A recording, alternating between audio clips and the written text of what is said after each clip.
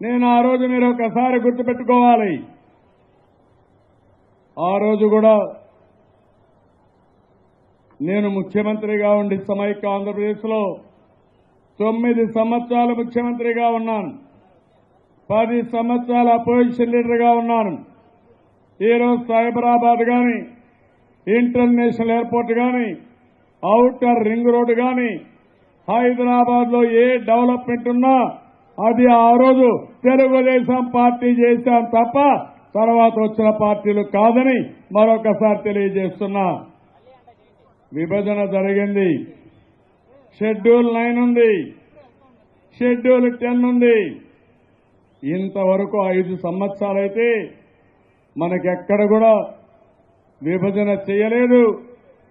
మనకు న్యాయం చేసే పరిస్థితులు లేకుండా పోయారు.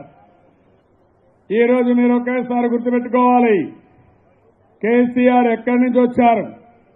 మనల్ని బెదిరిస్తున్నాడు. నేను ఒకటే చెప్తున్నా, మీ బెదిరింపులకు ఇక్కడ ఎవరు భయపడరు. నేను ఒకటే మా కార్యకర్తల ద్వారా మిమ్మల్ని హెచ్చరిస్తున్నా, మీరు గాని పిచ్చి పిచ్చి ఆటలాడితే తిరుగుబాటు చేసి తగిన గుణపాఠం చెప్పే శక్తి సామర్థ్యం మా కార్యకర్తలకు ఉందని ప్రజలకు ఉందని మరొకసారి హెచ్చరిస్తున్నా. మొన్న చూశారు తమ్ముళ్ళు, మనకి ఇవ్వాల్సిన డబ్బులు ఇవ్వకుండా,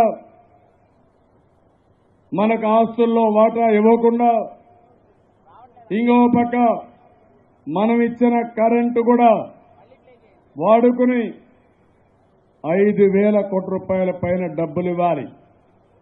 అది ఇమ్మంటే తిరిగి మనమే ఇవ్వాలని మన మీద ఆరోపణ చేసే పరిస్థితికి వచ్చారు.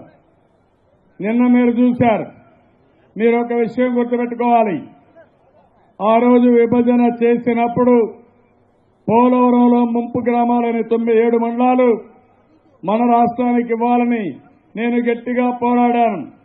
నేను ఒకటే అడిగాను, మీరు గాని ఆ 7 మండలాలు మాకు ఇవ్వకపోతే నేను ముఖ్యమంత్రిగా ప్రమాణ స్వీకారం చేయనని ఆ రోజే చెప్పాను.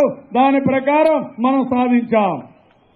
వార్తావాణి న్యూస్ ఛానల్ ఎప్పటికప్పుడు రాజకీయ, సినీ విశేషాలు, స్పోర్ట్స్ మరియు సాంకేతిక పరమైన మరెన్నో విషయాలను మన ముందుకు తెస్తుంది. మరింత సమాచారం కొరకు వార్తావాణి న్యూస్ ఛానల్ ని సబ్స్క్రైబ్ చేయండి.